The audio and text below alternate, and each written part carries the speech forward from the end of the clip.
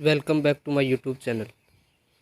दोस्तों, काफ़ी दिनों के बाद इस चैनल पे एक वीडियो बनाई जा रही है, क्योंकि दोस्तों मेरा फाइनली ट्रेनिंग स्टार्ट हो गया है। तो नई जगह सेट होने के लिए टाइम लगता है दोस्तों, आप सभी समझदार हैं। इसलिए और थोड़ा तबीयत का इशू भी हो गया था, इसलिए मैं आप सभी के लिए वीडियो नहीं बना सका। तो दोस्तों, आज का अपना वीडियो जो कि मैंने आप सभी को बताया था कि क्या क्या मेरी प्लानिंग थी, कैसे मैंने एग्ज़ाम क्रैक किया, इसके ऊपर आप सभी का होने वाला है। तो दोस्तों, हमारी ट्रेनिंग फाइनली स्टार्ट हो चुकी है। मुझे कौन सी पोस्ट मिली इसके ऊपर चर्चा करेंगे, और मेरा प्री का स्कोर क्या था और मेंस का स्कोर क्या था, और मेरे प्री में इतने कम नंबर आके मैंने मेंस के लिए क्या स्पेशल प्लानिंग की, और किस बुक से मैं क्या सब्जेक्ट पढ़ता था, और कौन कौन सी टेस्ट सीरीज़ मैंने काम में ली, इन सभी के ऊपर चर्चा करने वाले हैं। तो दोस्तों, बने रहें वीडियो के लास्ट तक। दोस्तों, पहला पॉइंट मैं आप सभी को बता देता हूँ कि कौन सी पोस्ट मिली हुई है। दोस्तों, मुझे आरआरबी, मैंने रेलवे के अंदर लेवल 5 यानी कि ट्रेन मैनेजर की पोस्ट के लिए ट्रेनिंग स्टार्ट हुई है हमारी, यानी कि गुड्स गार्ड के लिए। अभी दोस्तों, मैं आप सभी को बता देता हूँ कि हमारी ट्रेनिंग स्टार्ट यानी कि 18 अप्रैल को स्टार्ट हो चुकी थी, लेकिन तब से हमारा थोड़ा बिजी शेड्यूल होने के कारण मैं वीडियो नहीं कर सका। साथ ही में मेरी तबीयत इश्यू हो गई थी। अब दोस्तों, इसी के साथ साथ मैं आप सभी को बता देता हूँ कि मेरा प्री का स्कोर क्या था और मेंस का स्कोर क्या था, और मैंने किस आरआरबी से फॉर्म डाला था।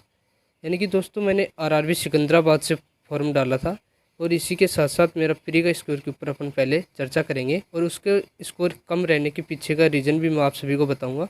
तो चलिए दोस्तों, देखते हैं। ये है दोस्तों मेरा प्री का स्कोर कार्ड। दोस्तों, यहाँ पे आप सभी देख सकते हो, मैंने आरआरबी सिकंदराबाद से फॉर्म डाला था, और इसी के साथ साथ ये मेरी पोस्ट प्रेफरेंस थी कि मेरे को कौन कौन सी पोस्ट मैंने प्रेफरेंस के ऊपर डाली थी। और यानी कि total number of question 100 number के 100 क्वेश्चन थे, और उसी के साथ 2 क्वेश्चन इग्नोर कर दिए गए थे। तो वैलिड क्वेश्चन 98 थे, और मैंने 78 क्वेश्चन ही अटैम्प्ट किया था, और मैंने 63 क्वेश्चन सही, और यानी कि 40 क्वेश्चन गलत अटैम्प्ट हो गए थे मेरे से। तो मेरा टोटल स्कोर यानी कि रो मार्क्स तो 58.33 बना था, और लेकिन फाइनली स्कोर यानी कि नॉर्मलाइजेशन होकर 72.45 हो गया था। अब दोस्तों, ऐसा क्यों हुआ? क्योंकि इसी दिन मेरे एग्ज़ाम है, उसी दिन मैं सुबह शाम की शिफ्ट में मेरी एग्ज़ाम थी। सुबह मैं ट्रेवलिंग के यानी कि बस के द्वारा सफ़र करके मैं एग्ज़ाम देने जा रहा था। उसी टाइम मेरी तबीयत वापस फिर से ख़राब हो गई थी, इसीलिए मेरा पेपर अच्छा नहीं गया था। लेकिन मुझे इतना भी नहीं था कि इतना स्कोर कम आएगा, लेकिन जो हुआ सो हुआ। लेकिन दोस्तों, फिर मेरा प्री का रिजल्ट आने के बाद मेरे को लेवल 6 के अंदर शामिल नहीं किया गया, क्योंकि मेरा नंबर 2 नंबर कम रह गया था, उसका 74 पॉइंट कुछ कट ऑफ गया था। इसलिए मेरा लेवल 6 की एग्ज़ाम ही मैंने नहीं दी, और उसके बाद मैंने लेवल 5 ये सब एग्ज़ाम दी। लेकिन दोस्तों, प्री के रिज़ल्ट आने के बाद मेरा स्कोर कम रहा, और मैं थोड़ा डिमोटिवेट हो गया। लेकिन दोस्तों, मैंने खुद के अंदर से मैंने किसी दूसरों से बात करता है कि मेरा इतना स्कोर है, क्या मेरा फाइनल रिज़ल्ट हो पाएगा?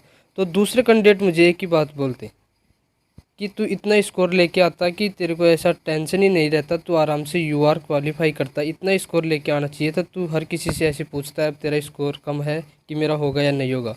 दोस्तों, ये बात मुझे थोड़ी सी लगी कि तुझे इतनी मेहनत करनी चाहिए थी, वो करनी चाहिए थी, ये सब बोले मुझे, जिससे भी मैं ये सब पूछता।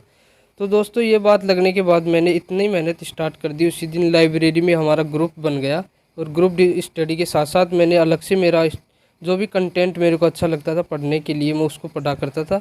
और रेगुलरिटीज़ के अंदर मैंने आराम लास्ट के मतलब जब रिज़ल्ट आया उसके बाद मैंने अच्छी तरीके से पढ़ना स्टार्ट कर दिया था। जनवरी के अंदर रिज़ल्ट आ गया था, और हमारी एग्ज़ाम हुई थी मई में। तो दोस्तों, मैंने अच्छी तरीके से जून के अंदर, मई जून में एग्ज़ाम हुई थी मेंस की, एनटीपीसी की। तो दोस्तों, मेरा अच्छी तरीके से मैंने स्टार्ट किया। तो दोस्तों, जैसे ही मैं हमारी दो कैंडिडेट की एग्ज़ाम एक साथ थी, तो जैसे ही मेरे दोस्त मेरे साथ गया, उसने मतलब उसकी पहली शिफ्ट के अंदर थी और मेरी दूसरी शिफ्ट के अंदर। तो मैं उस पहली शिफ्ट वाले से दोस्त से पूछता हूँ कि पेपर का यानी कि कितना क्या इस अटैम्प्ट हो रहा है। तो उसने बता दिया कि इतना अटैम्प्ट हो रहा है, इतना अच्छे से पेपर करना है, वो करना है, सब मेरे को समझा दिया।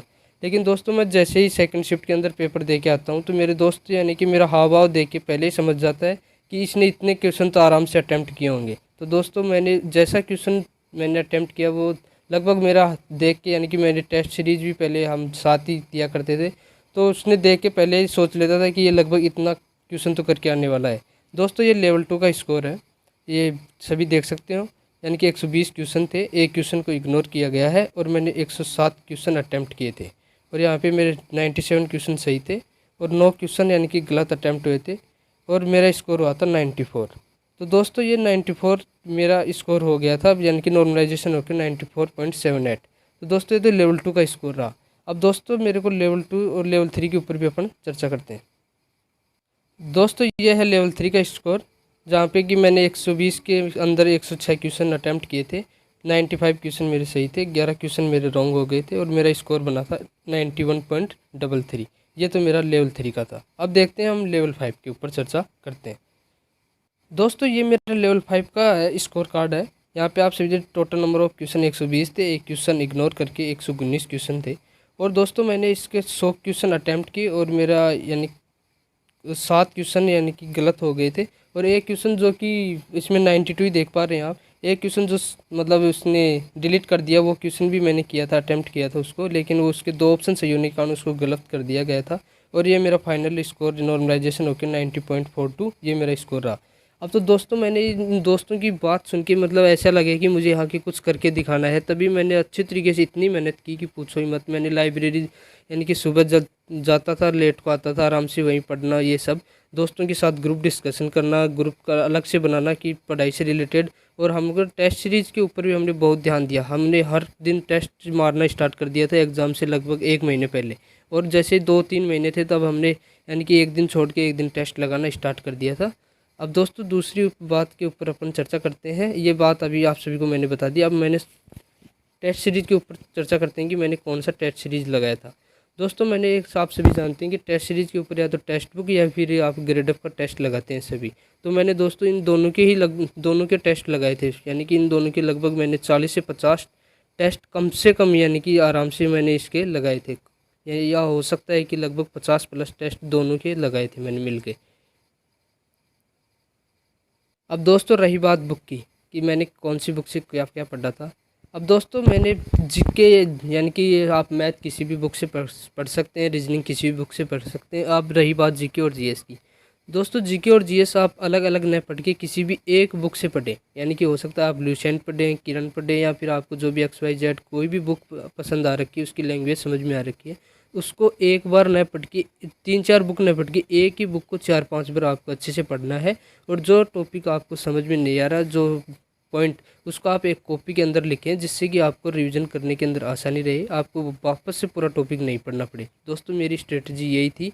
मेरे को जो भी समझ में नहीं आता था, मैंने सिर्फ एक ही कॉपी के अंदर पूरा मतलब जो मैथ का क्वेश्चन मेरे को यानी कि फॉर्मूला मिस्टेक लगता था, ये याद नहीं होगा, उसको भी उसी कॉपी के अंदर लिख लेता था मैं।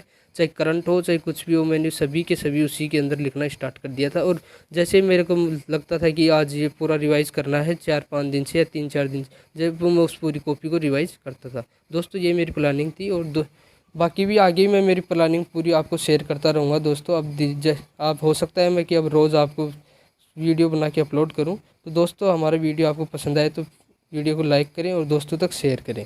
दोस्तों मिलते हैं नई वीडियो में नई अपडेट के साथ। तब तक के लिए जय हिंद, जय भारत।